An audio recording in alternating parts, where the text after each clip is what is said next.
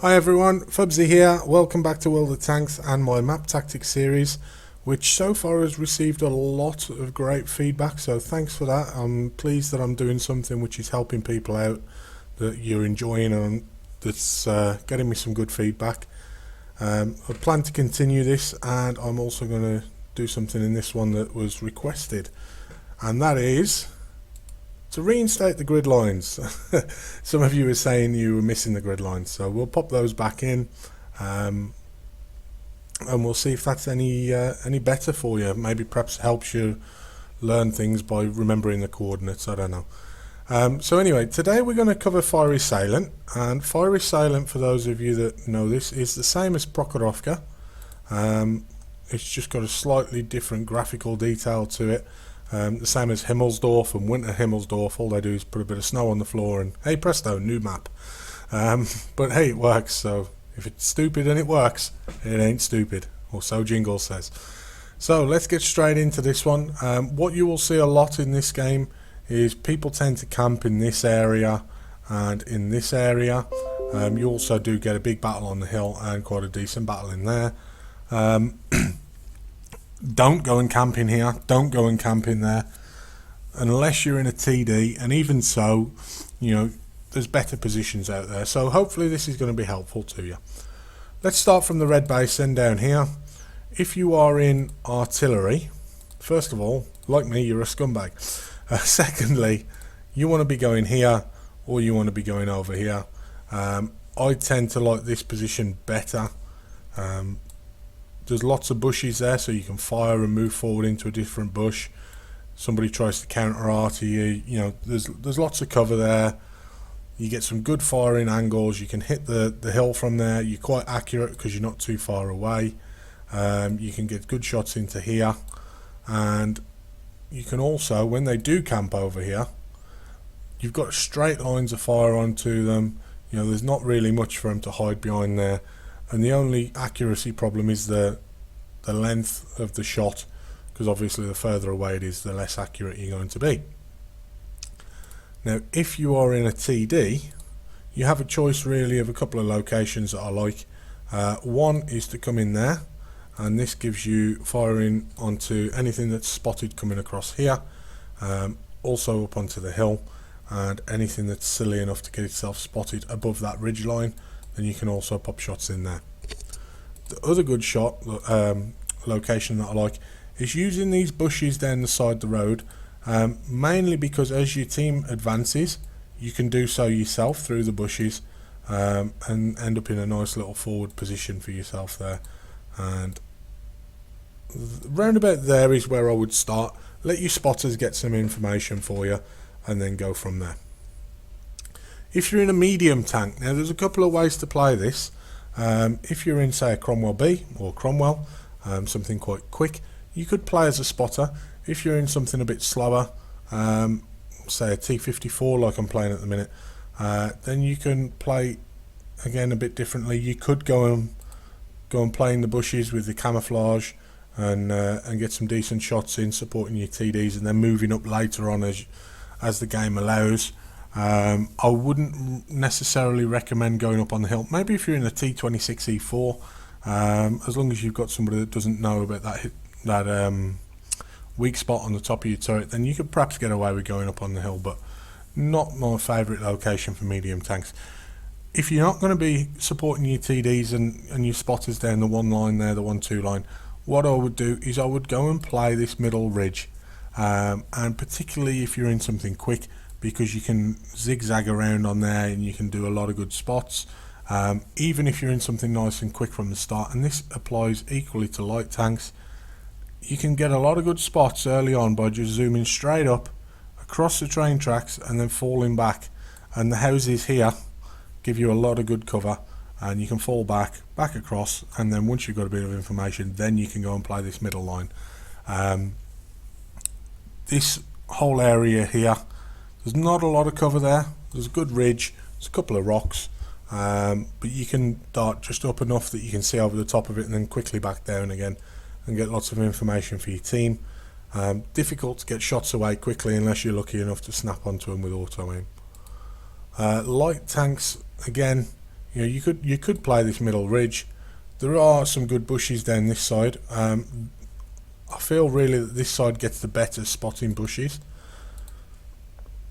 but there is one over here in G1 that you can get to fairly safely without getting wrecked. And again, you know, you could do a quick spot early on where you're coming through here. Either way, really. I tend to like this way because I think it's a little bit quicker, and when you're falling back, the houses give you a little bit more cover. If you are in a heavy tank, again, a couple of main places to go. The hill is obviously one, and this middle area is another one. I'm not saying you can't play other areas. You know, you can take heavy tanks down the one line, but it seems a little bit of a waste, especially when you've got tank destroyers. They're more adequately based to do that kind of a role than what you are. The hill is quite important, as is this middle area, and they do work in tandem, which I'll show you in a second.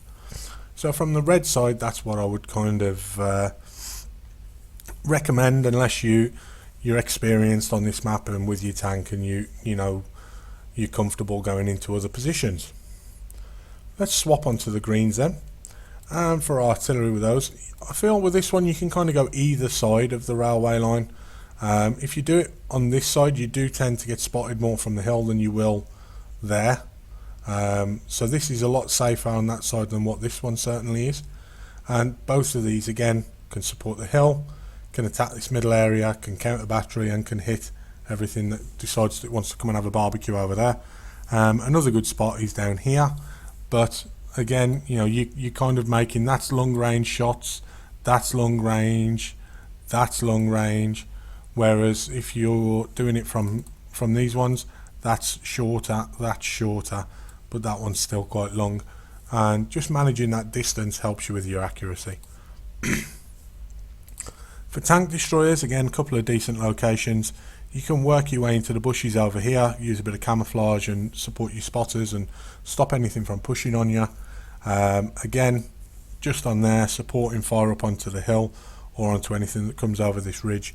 And they also get a nice little location over on the hills over here. Just have a, if you've not been over there before, have a go over there, or set up a training room with someone and have a look around.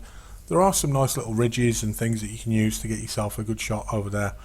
And you can support the hill so that your guys can fall back and go hull down, and as their tanks push forward, and you can unload into them. The trouble is that when things start to advance, it can take a long time for you to then get down through the water, back up the hill, or to fall back over this way. So it can take a while. I would probably only do that if the enemy team have got a lot of heavy tanks and you've got guys that are liable to be needing support here against the heavies on the hill.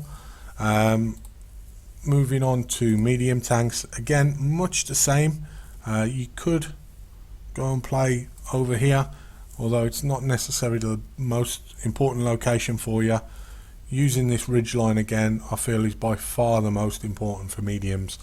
Lights, you have an absolute wonder of a bush just there. If you can get in that without getting spotted, two things are going to happen. Number one, you are going to rack up lots of spots and lots of assist damage, and number two, people are going to blind fire on that bush like crazy.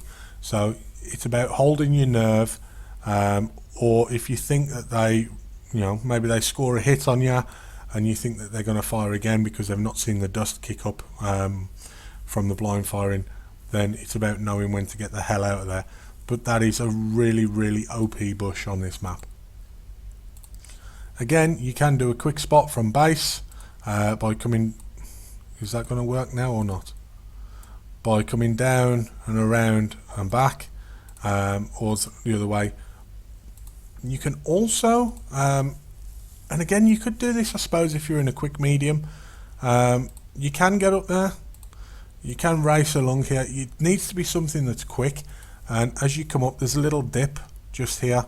But just bear in mind that, you know, as soon as they start pushing over, you're going to be in big trouble unless you can fall back and get the hell out of there double quick time. Moving on to the heavy tanks, again, obviously the hill is extremely important, as is this middle area. You can play the 1-2 line or the ridge, but it's not something I would recommend. Maybe if you're in a T32 and you wanted to try and play the ridge, but again, especially if there's artillery, it's just too open, and you'll get shot from here, there and everywhere.